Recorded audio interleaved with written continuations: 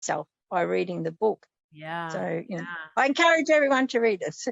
And you Yeah. can get, and one of my friends read it. I've known her since high school, and she sent me a message. She said, Maggie, I really need to talk to you. And of course, she rings me up and she says, I don't think Kellie was happy in the end. I don't think someone like her could find happiness. And I said, well, she does. She does find happiness. And but my friend, like, she doesn't like psychological thrillers because she's a music teacher and she likes like all lovely, soft books. But she read this book and she had so many questions. She wanted to talk about it. So it really got the conversation going, and yeah. Oh yeah. That's amazing. It was, yeah. Yes, it did. It took our friendship to a different level. So, right. Yeah. Right. So who would you say your book would appeal to and why?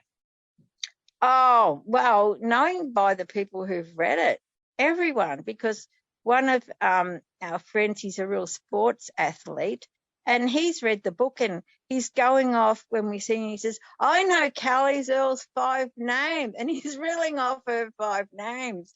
And he's right into the book, and I thought you wouldn't expect, like, he's sort of, he's about 40 and he's a real athlete, but he loves the book, Mm-hmm. and so he was wrapped in the character. Look, I think everyone will appeal to everyone. Yeah, basically. Yeah. It sounds like there's something for everybody to learn, not only about Kellie, the character, but also about themselves. Exactly, yes. And, the other people like Ruby Rose, she's one of the women in the prison. She's very childlike, but she's also really, really a dark character. So she's interesting. My son, he's read the book and he says, wow, Mum, I love it. My son's 40. But some bits, he said they were really confrontational. And, so you got to, it's like driving a sports car. Make sure you got your seatbelt on when you read the book. It's because when I write, what I like to do is I have light and shade. I'll set up a really nice lovey-dovey scene. You think everything's going great, then wham, something really, drastic will happen, and it's like up and down, up and down. But that's what sort of makes it more interesting. I mean, that's what life's about, really. Who wants a boring life or a boring book? You want a bit of interest. Exactly. Yeah.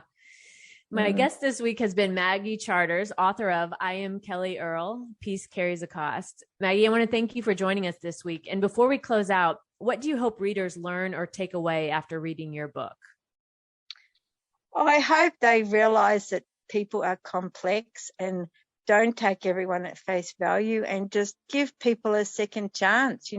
People make mistakes, but they can be redeemed, they can be forgiven, and people can change, and there's good in everyone. Yeah. And that's about advice. It. Just all get along. Amazing advice, Maggie. Thank you again for joining us today. Thank you for talking with me. Okay. You can find more about the book, I Am Kellie Earl, Peace Carries a Cost, on Amazon, and I'll link to the book in the show notes, so be sure to check that out. You've been listening to the Books on Air podcast, brought to you on webtalkradio.net. You can also hear this podcast on Spotify, iHeartRadio, Stitcher, and Apple Podcasts. I'm Sloan Fremont, and I hope you'll join us for the next Books on Air podcast. Remember, you never know who's going to be here, and you never know what we're going to talk about. Thank you so much for listening.